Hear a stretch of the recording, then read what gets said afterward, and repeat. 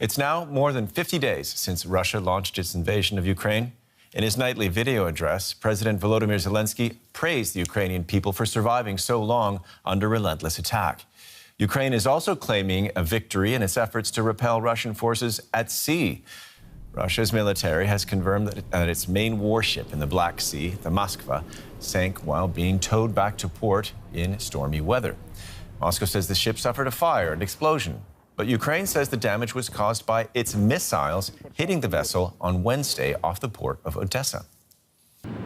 As it turned out, this new Ukrainian postage stamp was prophetic, shown off just hours before the incident by President Volodymyr Zelenskyy with the message, "The Russian warship always has only one direction." Russia blames a fire for the loss. Ukraine, though, has a slightly different take. In the Black Sea region, the Moskva warship was hit by Neptune anti-ship missiles. It sustained substantial damage. A fire started. Other ships tried to provide assistance, but a storm and the powerful explosion of ammunition turned the ship over and it started sinking. The Moskva came to prominence at the start of the war, being told to go F itself when it tried to capture Ukraine's Snake Island in the Black Sea.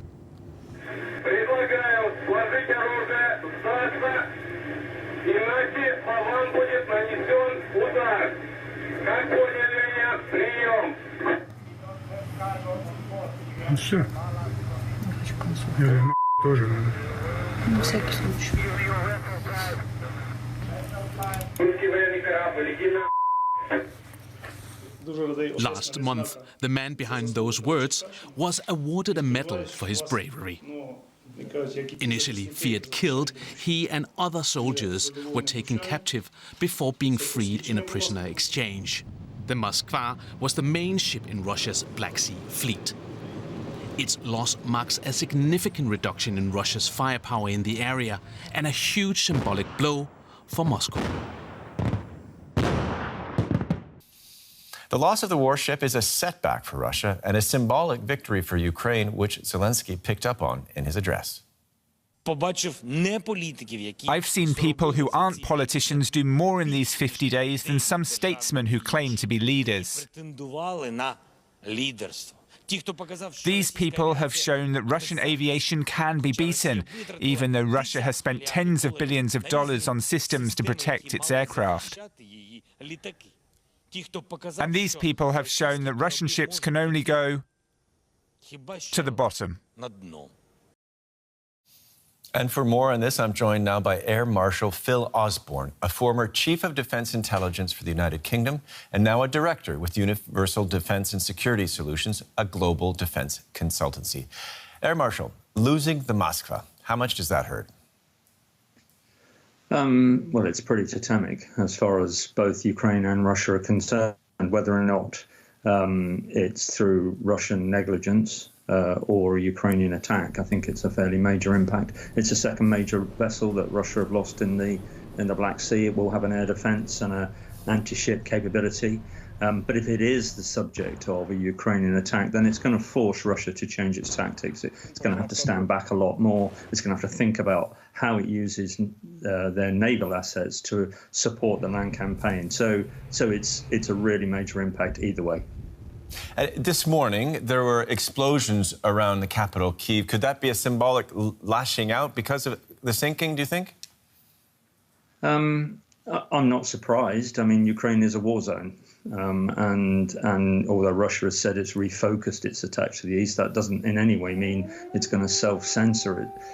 Any attacks elsewhere. It could actually be retaliation for reported Ukrainian attacks on Russian towns near the border with Ukraine.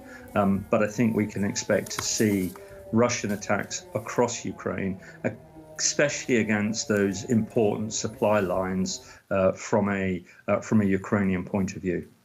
And just to return to intelligence, which is your specialty, how much is real-time intelligence provided by the U.S. and NATO countries important to the war effort? And in a related question, how important is the intelligence coming from citizens with smartphones who send pictures of tanks, for instance, to the Army's Telegram channels?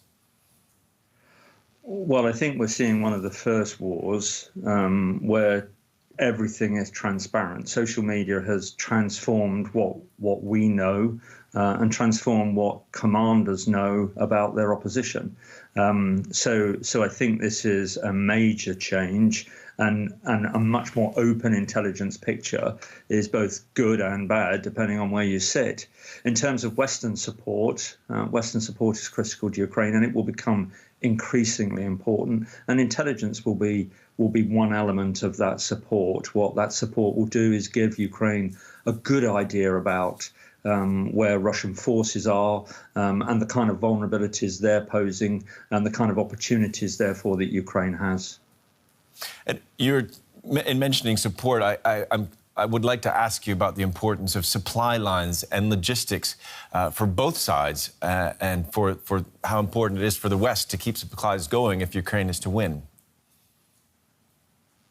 The next few weeks, frankly, are critical to the outcome of the campaign, whether Russia's dreadful illegal invasion of Ukraine is successful or whether it's repulsed. The West has really got to step up. It's done okay so far, but this isn't it. Russia is redeploying its forces across Russia to support this forthcoming offensive in the east, and the West has really got to rearm and then resupply Ukraine over the next few weeks. This is a critical period, and the West has really got to show that it means what it says. And there's psychology to all of this, as we were discussing about the sinking of the Moskva and the effect that that might have. A date on the calendar that is important psychologically to the Russians, as you know well, is a day of victory on May the 9th, when they celebrate victory in World War II. How important is it for Vladimir Putin to have a military success by then?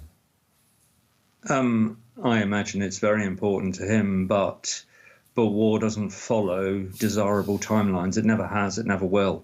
And I can't see him achieving even a limited success sufficient for the kind of declaration he wants in May. The weather is pretty bad in the east at the moment, and that will slow things up even more.